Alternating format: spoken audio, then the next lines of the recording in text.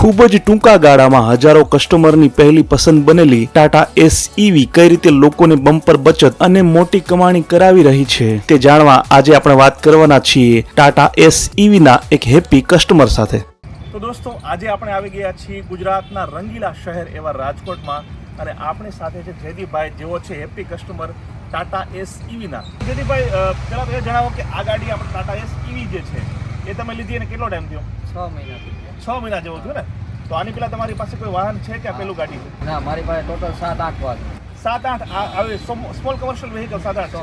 અચ્છા, તો તમારો બિઝનેસ છે શેનો? મારે ટ્રાન્સપોર્ટ વ્હીકલનો। ઓકે, એટલે તમારે નાના વાહનોની જરૂર પડતી હશે, બરાબર ને? તો આ તમારું 6થું વાહન છે। તો આની પહેલા જે વાહનો હતા આ પેલું ઈવી વાહન તો પેલું હશે ને તમારું? એની પહેલા તમે પેટ્રોલ અથવા ડીઝલમાં તમે ચલાવતા હશો। તો એ ગાડી તમે કેટલા વર્ષથી આ ધંધો તમે કરતા હશો ટ્રાન્સપોર્ટનો? 5-6 વર્ષ 5-6 વર્ષથી તમે આ ધંધો તમે જે છે જયદીપભાઈ કરે છે। તો ઈવી ગાડી કેમ લીધી તમે? તમે અત્યારે જોઈ શકો કે પેટ્રોલ ડીઝલના ભાવ એવડા વધી ગયા, Yes. પ્લસ કે ઈવીમાં આપણે એટલું વધારે મળે કે ઈવીમાં થોડો પેટ્રોલ ડીઝલ કરતા ભાવ સસ્તો પડી જાય, કિલોમીટર રૂપિયાની રેન્જ આપે। 1 કિલોમીટર 1 રૂપિયાની રેન્જ? એક કિલોમીટર સાંભળજો દોસ્તો।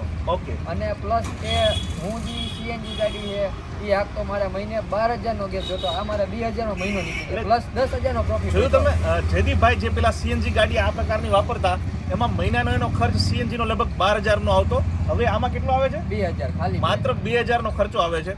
અને હવે મેન વાત કરીએ કે ટાટા એસ ઈવી જ્યાં આપણે ઊભા છીએ એ ગાડીમાં તમે શેનું ટ્રાન્સપોર્ટ કરો છો? આપણે હાર્ડવેરનું। અને ક્યાંથી ક્યાં ચાલે? સાપરથી રાજકોટ શાપરથી રાજકોટ, એટલે કેટલા કિલોમીટરનું અંતર હશે? 80 કિલોમીટર 80 કિલોમીટર એક દિવસમાં ચાલે છે, બરાબર ને? શાપરથી રાજકોટ, જે રાજકોટની બાજુનો ઇન્ડસ્ટ્રીયલ એરિયા છે, આખું ગામ છે શાપર, ત્યાં તેમની ગાડી ચાલે છે અને હાર્ડવેરનો ધંધો કરે છે। હાર્ડવેર જે છે ભરી અને એક જગ્યાએથી બીજી જગ્યાએ તેઓ લઈ જતા હોય છે। એક દિવસનું જે વાહન છે એ 80 કિલોમીટરનું છે, બરાબર ને? તો આપણે ઘણા બધા લોકો એવું કહેતા હોય છે કે ભાઈ ઈવી ગાડીઓ જે છે ને એમાં ચાર્જિંગની કંઈક પ્રોબ્લેમ પડે છે, ઘણા બધા એવો સવાલ હોય ઘણા બધા લોકોનો। તમારી કોઈ સમસ્યા ખરી? ના, આપણી કઈ સમસ્યા? અચ્છા, અને માની લો કે ફૂલ ચાર્જ તમે આ ગાડી કરો છો તો કેટલા કિલોમીટર ચાલે અંદાજે? 150 કિલોમીટર 150 કિલોમીટર ફૂલ ચાર્જમાં એમનો અનુભવ છે। ફૂલ ચાર્જ આપણે કરવી હોય ચાર્જ ગાડીને તો કેટલા સમયમાં થઈ જાય? 3 થી 4 કલાક 3 થી 4 કલાક ફૂલ ચાર્જ કરવી હોય તો હવે જયદીપભાઈને ટાટા એસ ઈવીને લઈને એક મહત્વનો સવાલ આપણે પૂછવાના છીએ, સબસિડીને લઈને। જયદીપભાઈ, કેટલી સબસિડી તમને મળી? 1.5 લાખ રૂપિયા 1.5 લાખ તમારા એકાઉન્ટમાં જમા થઈ, બરાબર ને? તો 1.5 લાખ રૂપિયાની સબસિડી સરકાર તરફથી મળે છે, તે તેમને મળી ચૂકી છે, તેમના એકાઉન્ટમાં આવી ચૂકી છે।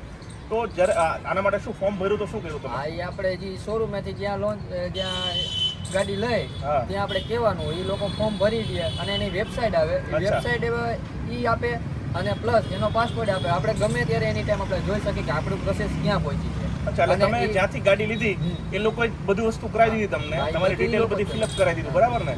અને ટૂંકા જ ગાળામાં તેમના ખાતામાં 1.5 લાખની સબસિડી મળી ગઈ। તો દોસ્તો, અત્યારે આપણે જયદીપભાઈની સાથે ગાડીની અંદર આવી ગયા છે, કેબિનની અંદર। તો જયદીપભાઈ, જ્યારે આપણે સામાન્ય વાહન ચલાવતા હોય ને ત્યારે કેટલો બધો અવાજ આવતો હોય કેબિનમાં, તો આમાં જ્યારે તમે પહેલી વખતે ચલાવી છે ત્યારે તમને લાગતું છે કે આ શું વળી? ગાડી ચાલુ આપણે કરીને આપણે બધા ગાડી ચાલુ થઈ ગઈ, ઘણા ખરા ને એવું પણ થાય કે જે એક પગ લીવર ઉપર રાખ્યો ને બીજો પગ બ્રેક ઉપર રાખે।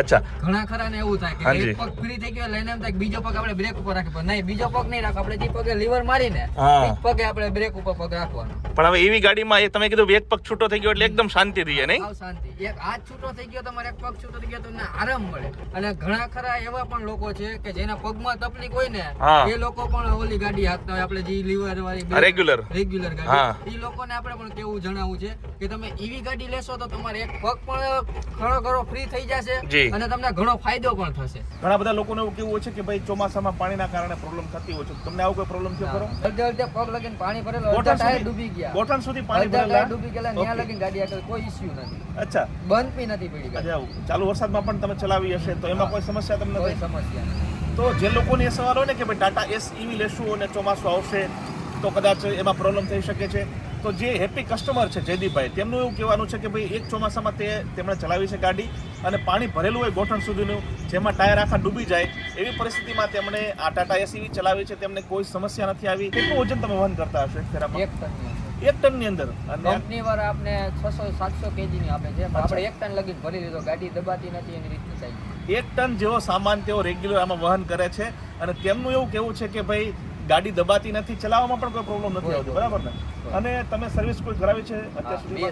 તો સર્વિસનો અનુભવ તમારો કેવો છે? સર્વિસનો અનુભવ એકદમ, કોઈ અત્યાર સુધી કોઈ ગાડીમાં પ્રોબ્લેમ આવી હોય નાની મોટી કોઈ એવી તમે કહેવા માંગતા હોય? હજી હાલમાં જ જ્યારે આપણે વાતચીત કરાવી રહ્યા છે ને ત્યારે પણ તેમણે ટાટાની ગાડી લખાવી છે કે હજી ડિલિવરી નથી થઈ, પણ ટાટાનો એવો વિશ્વાસ છે તેમને કે વર્ષોથી તેમની પાસે જે 6 ગાડી છે એમાંથી 5 ગાડીઓ તેમની ટાટાની છે. તો ટાયરની કન્ડિશનથી લઈને એ તમને કેવું લાગે આ ગાડીમાં? એમાં કોઈ તમને હજી સુધી વાંધો નથી આવ્યો, બરાબર ને? તો જે પણ ગ્રાહકો ટાટા એસ EV લેવા માંગે છે તેમને જયદીપભાઈ સાથેની આ વાતચીત ઘણી બધી ઉપયોગી થશે, અને જે પણ તમારા મનમાં સવાલો હશે તે તમામ સવાલો આ વિડીયોના માધ્યમથી આપણે ઉકેલવાનો પ્રયાસ કર્યો છે. તો આ વિડીયોમાં અત્યારે બસ આટલું જ. જય જય ગરવી ગુજરાત, જય હિન્દ.